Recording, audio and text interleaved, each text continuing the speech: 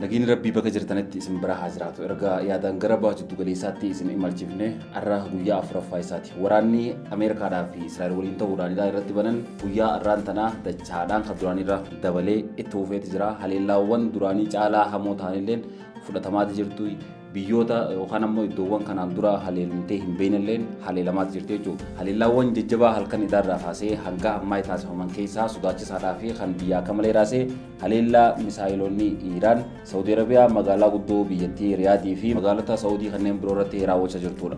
Akkuma beekamu halkan idaa Iraan Saudi Arabiyaa magaalaa Riyaad iddoo qonsila yookaan ammoo imbaasii Ameerikaa irratti haleellaa misaayilaa raawwattee turuun ishii gabaafamee jira jechuudha. Haleellaan san yeroon isaa yeroo halkanii waan taateef malee silaa guyyaa taate lubbuu namoota hedduu galaafachuu akka maluutu gabaafamaa jira.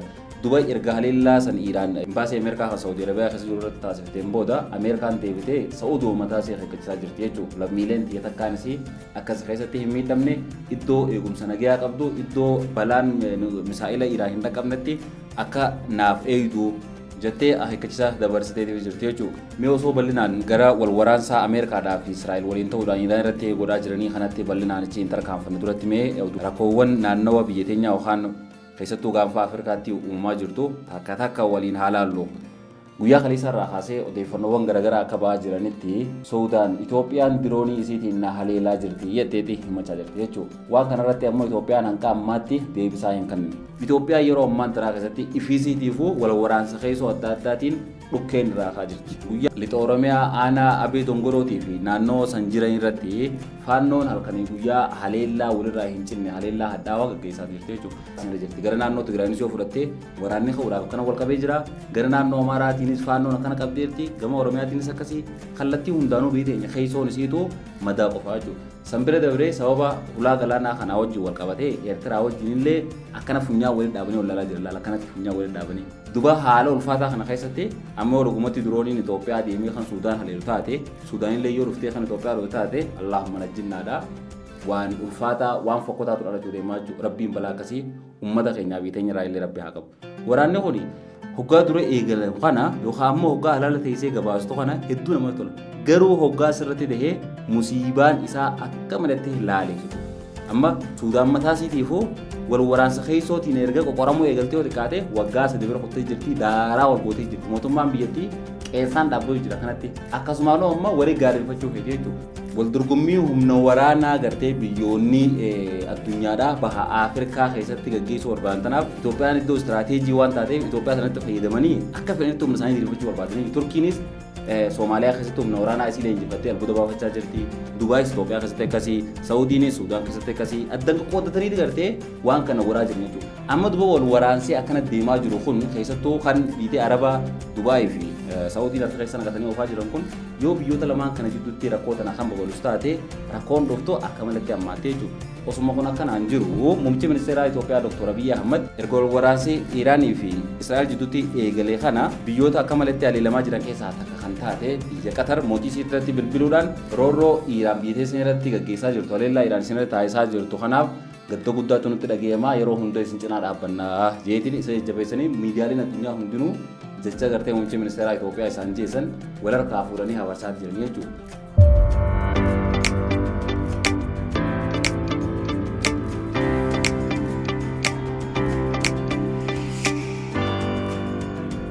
Tole yeroo kallattiidhaan gara wal waraansa baajatu galeessaa US fi Israa'el waliin ta'uudhaan Iraan irratti bananitti kallattiidhaan yeroo achiis hin tarkaanfachiifnu keessattuu guyyaa kaleessaatii fi halkan edaa dabalatee wal waraansa guyyoota lamaan duraan dabre caalaa hamaatiitu baajatu galeessaa keessattuu biyyoota Arabaa kanneen Ameerikaadhaa wajjin hariiroo gaarii qaban irratti raawwatamaa jira jechuudha. Akka suuraa irratti argaa jirtan kanatti warshaan akkana qubate kun warshaa gaazaa guddaa Saawudii Arabiyaan yeroo ammaatti qabdudha jechuudha. Haleellaa Iraan misaa'ilota baay'ee Iraan irratti taasiftee akka suuraa irratti agartan kanatti guutuutti barbaadaa jira.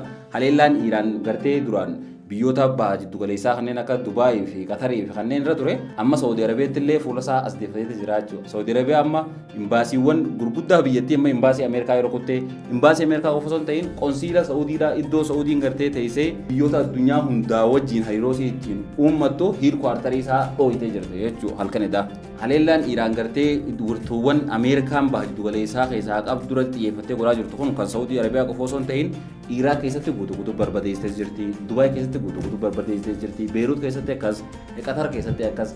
Iddoowwan imbaasiin Ameerikaa itti argamtu hundarratti qiyaafatee fi haleellaa hamaa taasisaa jirti jechuudha Iraan. Biyyoonni gaalola kanan akka malee miidhamaa jiran biyyootuma naannoo san jiran biyyoota baasii tuulisaa san keessa jiran irraa biyyoota Arabaa akka taate viidiyoo guyyaa kaleessaa irratti bal'inaan isin biraan geetiin ture jechuudha. Odeeffannoon gama Kooriyaatiin baay'ee takka ammoo akka jettutti mootiin biyya Kooriyaa kaabaa kan ammaa kun Kim Jong-un Iraan yoo deeggarsa misaa'ilaa kan nu gaafu taate waan isin feeteen Iraan cinaa dhaabbachuudhaaf qophiidha. Inumaatu misaa'ilonni nuti Iraan gargaarru misaa'ila tokkichisaa agartee biyya amma kanatti shoorarkaa achitti uumaa jirtu nyagootana lafarraa haquudhaa jeete dubbatee jira kun suuraa irratti yoo harkaa jiraatan miidiyaan kun miidiyaa biyyattii guddaadha jechuudha. Namichi kun yeroo hedduu Ameerikaadhaa wajjin atakaaroo adda addaa seenee gartee kokkee wal qabuudhaan beekama. Waggaa dheeraa dhagaa kan Ameerikaadhaaf gadi hin ja'u jee mataa wal qabatee wal dura dhaabbachaa irra gahee Ameerikaanis akka biyyoota kan daffartutti hin daffartu. Keessattuu gartee Raashiyaadhaa fi Kooriyaa kaabaa hedduu irratti hin xiyyeeffattu Ameerikaan kallattii biraatiin illee miidhaa irratti gaggeessuudhaaf hanga gartee biyyoota Arabaa kana harka duuba miitsiitee cafeetu kana isaan irratti miidhaa geessuudhaaf iyyaaltu. Biyyoota Arabaa kana bari wantuma godhatte ni jira miti waan yaalii akka fakkeenyaaf amma hoggaa dhukkuba tokko qoratan jaldeessaa fi hantuuta irratti yaalan kana akkasii yaalti biyya Arabaa kana irratti Ameerikaan. Isrigalee hoggaa waraanni tokko ka'ee biitii isin itti fayyadamtu biyya Arabaa tana tadhoomtuu isiidhaa ta'e Ameerikaan dhooftuu isiidhaa jechuudha. Amma biyyoonni Yurooppaa biyyoonni qarooman waan kana guutummaan itti UK'n biitii silaa hariiroo guddoo Ameerikaadhaa wajjin qabdii ja'amee addunyaan guutuun akka itti amantu Ameerikaan gartee baajjitu galeessaa keessatti wirtuu waraanaa isiin qabdu misaa'ilota Iraaniin guutuutti barbadooyitee harkaan lafa qabannaan kaateeti kayuu keettiin fayyadameetti hoggaa reetoo lakkii jeen namichi hin tahuu jeen. Maaliif balaan gartee maati asii wirtuu waraana kiyyaaf fayyadamtee deemtee biyya Iraan dhooytu miidhaan isii biyya tiyyaa fi lammiilee tiyyarra geessu waan taateef kanan hayyamnu jedhu dura dhaabbatee Tiraamp dubbisan irraa akka malee mataan tokko. Nuti United Kingdom akkanatti takkaa eenyeen turre muummichi ministeeraa UK'dhaa jaalala jabaadha ture. Rakkoo fi bal'oo hundoo wajjin qooddan jeetiin isa eegaa ture. Garuu yeroo ulfaataa yeroo humnoonni waraana Ameerikaadhaa du'aa jiran kanatti yeroo wirtuu waraana Ameerikaadhaa barbaadaa jiran kanatti UK'n dura dhaabbattee akkanatti nu gidduu gadda guddaatu nutti dhageema. Asiin booda ammoo ilaalchi Ameerikaa UK'dhaaf qabdu akka kanaan dura abadan hin ta'u. Jee dubbate jechuudha haasoo guyyaa kaleessaa dubbate irratti inumaa Faransaay faana faarsoo Faransaay biyya gaariidha. Biyya akka maletti nu gargaaraa jirtu biyyoonni Awurooppaa kaan illee gaariidha. UK ammoo asiin booda irratti xiyyeeffannee jirra jechuudha. UK qofaa miti beer Ispeenis jira ammas Ispeenis akkasumatti hoggaa Ameerikaan dhuftee gartee biyya teessan keessa teenyeeti Iraan haleelle jettee gaafattu lakkii gaddaafaan adda biyya namaa dhooytu deebisaan achi as fufamtu fufaan Iraan biyya tiyya diidii lammiilee tiyya lubbuu balleessitu waan taateef kanan hayyamnu jettee biyyoonni mataa qaban akkasitti jaldeeyyiin ammoo gartee Arabaa roosni hudduu gara guddisatuuni obboleeyyanuma isii irratti gartee biyya siitiin duul jechuudha. Agartee ilaal doomummaa biyyoota Arabaa kana silaatan jalqaba irratti gartee deebisaa biyyoonni Awurooppaadhaa Ameerikaa kan isaan kan qabdu biyyoota kam turte biyyoota obboleeyyanii biyyoota naannoo Iraan jiraatan kana ture jechuudha. Fedhii Israa'el eeguudhaaf jecha isaan Ameerikaadhaaf gartee waa hunda bijjeessanii duba haleellaan amma Iraan isaan irra taasisaa jirtu Israa'el caalaa isaan miidhaa jirti jechuudha. Waraanni guyyaa jalqabaa gartee Ameerikaadhaa fi Israa'el waliin ta'uudhaan Iraan irratti banan amma inumaatu kallattii jiraatee karaa adda addaatti babal'achaa jira. Erguma amma Ayatollah Ali Khamenei hoogganaa olaanaa Iraan kana Ameerikaadhaa fi Israa'el waliin ta'uudhaan haleellanii ajjeesan kana booda humni riphee lolaa jabaan gartee Hizbollaa kan biyya Libaanoon keessa qubatu Israa'el irratti haleellaa bal'aa taasisaa jira. Israa'el illee akkasumatti biyya guddoo gartee biyya Libaanoon magaalaa guddoo Beirut irratti haleellaa ajaa'ibaa kana taasisaa jira. Fooqii gurguddoo tana diigaa jechuudha Israa'elis. Akkasumatti Hizbollaa illee achi as magaalaa humna galaanaa tan naannoo daangaa biyyoota lamaan irra jirtu irratti xiyyeeffatee haleellaa taasisaa jira. Laalloonni karaa deemaa gartanii Israa'el amma diinnisii gartee diinaa mitiyuu Ameerikaadhaa wajjin taateeti bakkuma takkatti lip goonee Iraan tana adabachiifne jechumatti ajandaa isii xumuraa jaaniitti gad dhufanii waan kana eegalan. Wal waraansee haareetti gartee biyyoota adda addaatii wajjin akka bal'oo taasise jechuudha. Jalqaba irratti tan haleelamte Iraan qofa turte. Iraan kaatee maal goote? Dubaay, Oman, Beirut, Jordan, Bahrain, Qatar, Kuwait, Saudi Arabia biyyoota kana hunda irratti ibidda roobsoo eegalte kaatee. Israa'elis kottee erga Hizbollaan isii haleeleen booda kaatee biyya Libaanoon irratti haleellaa eegalte. Waraanni gartee akkatti ibiddi naannoo kana babal'achaa jiru. Qatarii fi Sooriyaa illee gartee waraana kana jidduutti akka malee waxalamaa jiran. Miidhaa kana hundaa'uu kan fide jalqaba irratti rakkoo guddoo tana kamiisanii dhalee Isroodhaa jechuudha. Raaddii eegee dhiigaa tan gaddaafaadhaan deemtu isiidha. Tan Ameerikaan illee ceesu diddee waan kana keessaniiti. Amma inumaatu hooggantoonnummaan Ameerikaa gurguddaanu gaddaafaa tana kan nutti hin dhufee Israa'elii. Hoogganaa Israa'el malee Trump kanaan dura baaju tugalisa keessatti Iiraan haleeluudhaaf fedhii ta'e qabaachaa hin turre. Israa'eliitu harkisee boortaadhaan lola kanatti naqee. Lola kanatti eegasee inni booda ammoo waraanni Ameerikaa akka malatti du'aa jira. Qabeenyi Ameerikaan gartee baaju tugalisa keessaa qabdu kan malee miidhamaa jira. Humni waraanaa isii barbadaa'aati jira. Baajanni isii qisaasamaati jira. Xayyaarota akoontii isii qabdu hedduun barbadaa'aati jirti jechuudha. Dirmachuun gartee ilaala isaan Israa'el jechachi kaanii as dhufan isaanillee miidhaa hangana hin jaamne irraa keessaa jirti jechuudha. Baaju tugalisa keessaa humni ittisaa gartee Ameerikaan qabdu hundinuu laaffachuudhaan kan ka'e takkittiin isii misaa'ila ittisaan jirtu UK as qabatteeti rabbii ji'i erga humna waraanaa gartee kan akka nuu diddee humna ittisaa kaniin qilleensa irratti gartee misaa'ilota Iiraanichi as darbatu ofirraa ittisuun hadaraan kan as qabattee UK'n hayyaa tana fudhu itti kan jechuudha.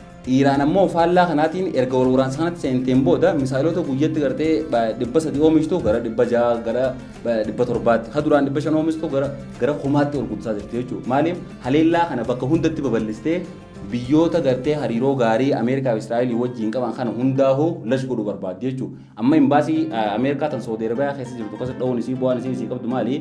Hariiroon Ameerikaadhaa fi Saudii jirtu citti. Achirraa gartee Ameerikaan imbaasii asii kanatti xalee argitee imbaasiin nu deemtee Saudiidhaa wajjin mari'attee akka gartee Saudii keessa ta'isee Ameerikaan Iiraan waraantuuf hayyamni asii kan namaaf akkasitti malee beekamu biyya namaa reetee akka fayyadamtu dho'itu. Bakki irraa hayyamaaf mariin itti gaggeeffamtu haanni tokkichi gartee Saudiidhaa fi Ameerikaa wal quunnamsuun hoggaa addaan citee dubbiin ni gaagamtu kun asumatti hafaa jechuudha. Kan Qataris akkasuma dho'itee liqoote, kan Beeruutis, kan Dubaayis hundaa akkasii dho'itee daaraa godhu jirti jechuudha. Hoggaa kana goote Ameerikaan as jiduutti wareegama guddaa waan kafaltuuf burjaajotee harka marattee waan kana keessaa dhaabbattee jechuusaa waan kana maali jechaan ta'aa jira.